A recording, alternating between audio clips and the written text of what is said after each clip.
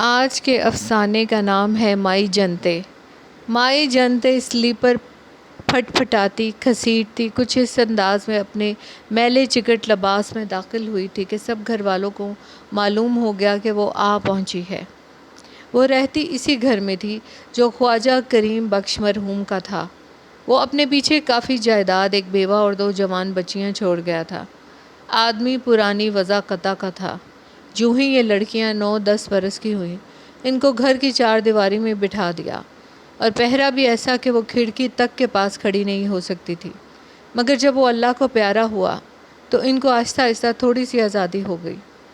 اب وہ لک چھپ کر ناول بھی پڑھتی تھی، اپنے کمرے کے دروازے بند کر کے پاؤڈر اور لپسٹک بھی لگاتی تھی۔ ان کے پاس ولایت کی سی ہوئی انگیاں بھی تھی۔ معلوم نہیں یہ سب چیزیں کہاں سے مل گئی تھیں۔ بہرحال اتنا ضرور ہے کہ ان کی ماں کو، جو ابھی تک اپنے خاوند کے صدمے کو بھول نہ سکی تھی، ان باتوں کا کوئی علم نہیں تھا۔ وہ زیادہ تر قرآن مجید کی تلاوت اور 5 وقت کی نمازوں کی ادائیگی میں مصروف رہتی اور اپنے مرحوم شوہر کی روح کو ثواب پہنچاتی رہی۔ گھر میں کوئی مرد نوکر نہیں تھا۔ مرحوم باپ کی زندگی میں نہ مرحوم کے زمانے میں، یہ ان کی پرانی وفاداری کا ثبوت ہے۔ عام طور پر 1 یا 2 ملازمائیں ہوتی تھیں جو باہر سے سودا سلف بھی لاتی اور گھر کا کام بھی کرتی۔ 10ویں جماعت خود مرحوم نے اپنی بچیوں کو پڑھا کر پاس کرائی تھی۔ کالج کی تعلیم کے وہ یکسر خلاف تھے۔ وہ ان کی فوراً شادی کر دینا چاہتے تھے، مگر یہ تمنا ان کے دل ہی میں رہی۔ ایک دن اچانک فالج گرا۔ اس موذی مرض نے ان کے دل پر گہرا اثر کیا اور وہ 1 گھنٹے کے اندر اندر ہی ملک عدم ہوئے۔ باپ کی وفات سے لڑکیاں بہت اداس رہنے لگیں۔ انہوں نے ایک دن ماں سے التجا کی کہ وہ انہیں کسی کالج میں داخل کر دے۔ جب زیادہ اصرار ہوا اور انہوں نے کئی دن کھانا نہ کھایا تو اس نے مجبوراً ان کو ایک زنانہ کالج میں داخل کرا دیا۔ مائی جنتے نے وعدہ کیا کہ وہ ہر روز صبح ان کو کالج چھوڑ آئے گی، سارا وقت وہیں رہے گی، اور جب کالج بند ہوگا تو انہیں اپنے ساتھ لے آیا کرے گی۔ اس نے اپنی مالکن سے یہ وعدہ کچھ ایسے پرخلوص انداز میں کیا کہ وہ وحید بانو مرحوم خواجہ کریم بخش کی بیوہ کی بیٹیاں نہیں، خود اس کی جنی ہے۔ اس نے بہو بیٹیوں کو پردے میں رکھنے کی حمایت میں اپنے انداز میں مولویوں کی طرح ایک لمبی چوڑی تقریر بھی کی، لیکن پھر یہ کہا تعلیم بھی ضروری ہے، اسلام اس سے منع نہیں کرتا، پر دیکھ بھال بہت ضروری ہے۔ جوان جہان ہیں، ان پر بڑی نگرانی ہونی چاہیے۔ میں تو ان کے پاس کوئی مکھی بھی نہ پھٹکنے دوں۔ کوئی ایسی ویسی شرارت کریں گی تو وہ کان اینٹھوں گی کہ بلبلا اٹھیں گی اور یاد کریں گی کہ کس بڑھیا سے پالا پڑا ہے۔ لیکن یہ کیوں کرنے لگی؟ شریف خاندان کی ہیں، روزے نماز کی پابند ہے اور بے سمجھ بھی نہیں، نیک و بد اچھی طرح سمجھتی ہیں۔ دونوں لڑکیوں میں کوئی زیادہ فرق نہیں تھا۔ 1 برس کے فرق کے بعد ہی چھوٹی، جس کا نام نسرین تھا، پیدا ہوئی تھی۔ بڑی کا نام پروین تھا۔ دونوں خوبصورت تھی، چہرے مہرے سے خاصی اچھی، قد موزوں شکل آپس میں کافی ملتی تھی۔ دونوں ہر وقت اکٹھی کھیلتی، مگر گڑیوں کا زمانہ عرصہ ہوا گزر چکا تھا۔ اب جوانی کی شرارتوں کے دن تھے۔ کالج میں جاتے ہی انہوں نے پر پرزے نکالے اور تتلیوں کی طرح، جن کو کسی پھول کی تلاش ہو، ادھر ادھر پر پھڑ پھڑانا شروع کر دیا۔ مائی جنتے ساتھ ہوتی تھی۔ وہ کالج کی بوڑھی چپڑاسن کے ساتھ اس وقت حقہ پیتی رہتی تھی، جو پاس ہی کوارٹر میں رہتی تھی۔ دونوں ہم عمری کے باعث بہت جلد گہری سہیلیاں بن گئی تھیں۔ جب دونوں ایک ساتھ بیٹھتی تو اس زمانے کی باتیں چھڑ جاتی، جبکہ وہ بھی جوان تھی۔ چپڑاسن کو کسی لڑکی سے رغبت یا محبت نہیں تھی۔ وہ مائی جنتے کو بڑی پرانی کہانیاں سناتی تھی۔ فلاں سن میں ایک بیرسٹر کی لڑکی کو حمل ہو گیا تھا، جو بڑی مشکل سے گرایا گیا۔ پرنسپل کو 10,000 روپے رشوت کے ملے، اس کا منہ بند رہے۔ پر سال ایک لڑکی جو بڑے اونچے گھرانے کی تھی، اس سے دینیات کے مولوی صاحب کو غش ہو گیا۔ چنانچہ موقع پا کر اس لونڈیا کو دبوچ لیا۔ پکڑے گئے اور کالج سے داڑھی اور برقع دونوں پولیس کے ہاتھوں میں۔ داڑھی تو 5 سال کی قید میں بھگت رہی ہے۔ معلوم نہیں اس ریشمی برقعے کا کیا ہوا۔ بوا میں تو ایسی باتوں میں دھیان ہی نہیں دیتی۔ مجھے کیا غرض پڑی ہے کہ ان کتیوں کے کارناموں پر اپنا وقت ضائع کروں۔ مائی جنتے نے حقے کی نئے منہ میں الگ کر دی۔ نہ بوا، ایسی باتیں نہیں کیا کرتے۔ وہ کیا کہاوت ہے، کون سا شہ سوار ہے جو نہیں گرا، اور وہ کون سا پتا ہے جو نہیں ہلا۔ خدا تمہارا بھلا کرے۔ ہم لوگوں کو خاموشی رہنا چاہیے اور اللہ میاں سے دعا کرنی چاہیے کہ وہ کسی کی بہو بیٹی کو برے کارناموں کی طرف نہ لے جائے، ان کی عزت و آبرو اپنے کرم سے سنبھالے رکھے۔ چپڑاسن اس کی باتوں سے بہت متاثر ہوئی کہ کتنی نیک عورت ہے۔ اس کو دل ہی دل میں بڑی ندامت ہوئی کہ اس نے اتنی لڑکیوں میں کیڑے ڈالے اور ان کے راز افشا کیے۔ اس نے چنانچہ فوراً مائی جنتے سے معافی مانگی اور کانوں کو ہاتھ لگایا کہ آئندہ وہ ایسی باتوں سے دور ہی رہے گی۔ کسی لڑکی کے بارے میں ایسا کچھ بھی پتہ بھی چل گیا تو وہ اپنی زبان بند رکھے گی۔ مائی جنتے نے اسے بڑی شاباشیاں دی۔ اتنے میں کالج چھوٹ گیا۔ اس نے پروین اور نسرین کو ساتھ لیا اور گیٹ سے باہر جا کر اس نے ان سے کہا، آج تمہیں شام کو یہاں نہیں آنا پڑے گا۔ پروین نے جواب دیا، ہمیں تو کسی نے نہیں کہا۔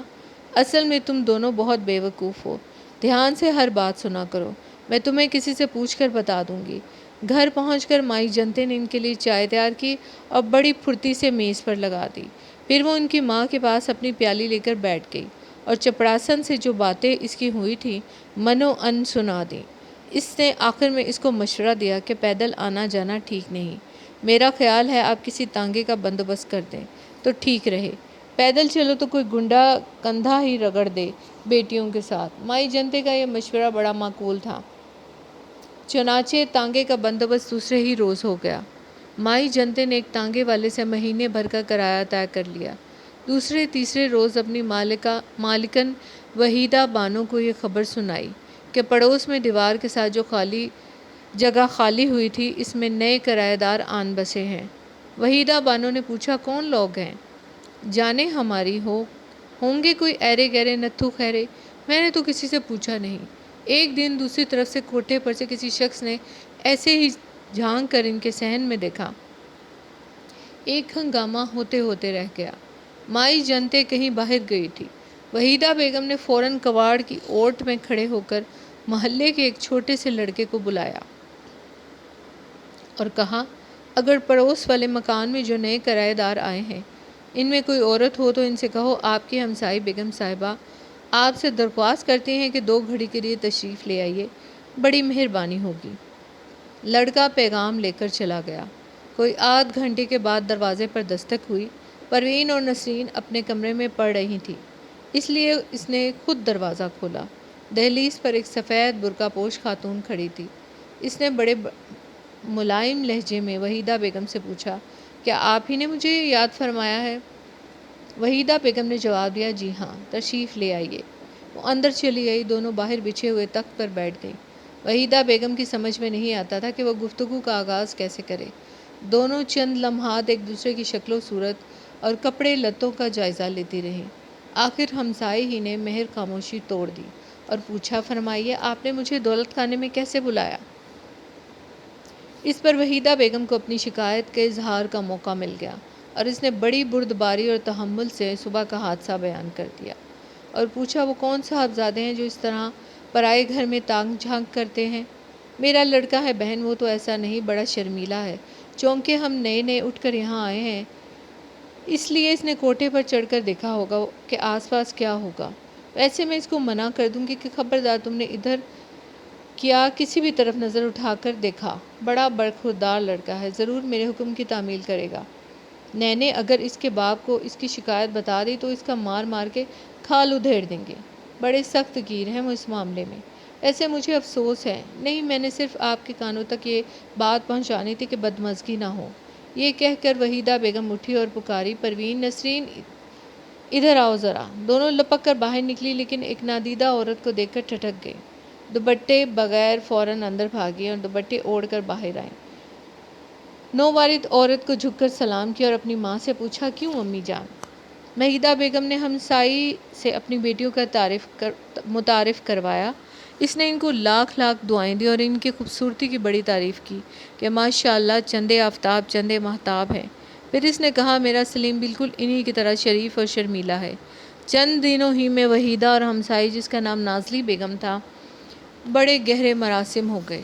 وحیدہ بیگم ان کے یہاں نہیں جاتی تھی۔ اس نے نازلی بیگم سے کہا، میں سر آنکھوں پر آتی، 100 دفعہ آتی، پر جب سے خواجہ صاحب کا انتقال ہوا ہے میں نے دل میں قسم کھا لی تھی اس گھر سے باہر ایک قدم نہ رکھوں گی۔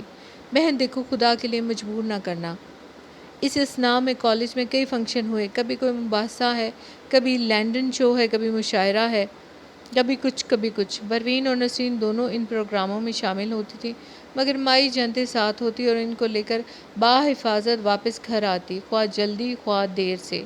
عید سے 4 روز پہلے سلیم واپس آیا، ساتھ اس کا بغلی دوست قادر تھا۔ نازلی بیگم نے ان کو مندرجہ بالا واقعہ کے بعد، جب اس نے اتفاقاً وحیدہ بیگم کے صحن میں ایک نظر دیکھ لیا تھا، گجرانوالہ بھیج دیا تھا، جہاں اس کے والد کے آبائی املاک تھی۔ اس نے اب اسے خط لکھ کر بلایا تھا کہ عید سے پہلے یہاں لاہور آؤ۔ وہ آ گیا اور ساتھ اپنے جگری دوست کو بھی لے آیا۔ گھر میں اسے سب جانتے تھے، اس لیے کہ وہ اکٹھے اسکول اور کالج میں پڑھتے۔ یہاں لاہور میں آنے کی صرف ایک وجہ تھی کہ سلیم کے والد اس کے لیے اپنے اثر و رسوخ سے کوئی اچھی ملازمت تلاش کرنا چاہتے تھے۔ دوسرے روز شام کو قادر نے سلیم سے کہا، چلو یار آج عیاشی کریں، گجرانوالہ میں کیا پڑا ہے؟ سلیم نے پوچھا، عیاشی کیسی؟ قادر مسکرایا، تم تو نرے کھرے چغت ہو، چلو آؤ باہر تمہیں بتاتا ہوں، دیکھیں گے قسمت میں کیا لکھا ہے۔ دونوں دوست چلے گئے، اتنے میں وحیدہ بیگم کے پاس اس کے ہمسائی آئی۔ اس نے ادھر ادھر کی باتوں کے بعد اپنا حرف مدعا بیان کر دیا کہ وہ اپنے سلیم کے لیے نسرین کا رشتہ مانگنے آئی ہے۔ زیادہ حیل و حجت کوئی بھی نہ ہوئی۔ وحیدہ ان لوگوں کے اخلاق سے متاثر ہوئی، چند رسمی باتیں ہوئیں، اس کے بعد دونوں رضامند ہو گئیں کہ ان کا نکاح عید کی تقریب سعید پر ہو جائے اور رخصتی 1 ماہ کے بعد۔ رات کو سلیم دیر سے آیا، اس کی ماں نے کوئی باز پرس نہ کی، کیونکہ وہ خوش تھی کہ اتنی جلدی اس کے بیٹے کی شادی کا معاملہ نسرین ایسی حسین و جمیل اور باحیاء لڑکی سے طے پا گیا۔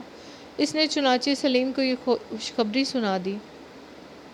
وہ بھی بہت خوش ہوا۔ تجارت کی زندگی اور بیکاری سے وہ تنگ آ گیا تھا۔ اس نے سوچا روپیہ پیسہ باپ کے پاس کافی ہے، کیا پرواہ ہے، ملازمت کی فکر ہوتی رہے گی۔ اس کا دوست واپس گجرانوالہ چلا آیا، اس لیے کہ اس نے عید پر اپنے گھر منانا تھی۔ سلیم نے اپنی ماں سے کہا، دیکھیے امی جان، میں نے آپ کی بات کتنی جلدی مان لی، آپ میری بات مانیے۔ اس کی ماں نے پوچھا، کیا بیٹا؟ مجھے نسرین کی ایک جھلک دکھا دیجیے، وہ آج دور سے ہی کیوں نہ ہو۔ اس کے لہجے میں التجا تھی۔ میرا خیال ہے کہ وہ انکار کریں تو اس کا کوئی فوٹو دکھا دیجیے، آخر وہ کل یا پرسوں میری ہونے والی بیوی ہے۔ اس کی ماں کو سلیم کی یہ درخواست ناپسند نہ ہوئی۔ میں پوری کوشش کروں گی بیٹا۔ عید آ گئی مگر تصویر نہ آئی، لیکن سلیم نے کسی خفگی کا اظہار نہ کیا۔ نکاح کی رسموں بخیر و خوبی ختم ہو گئی۔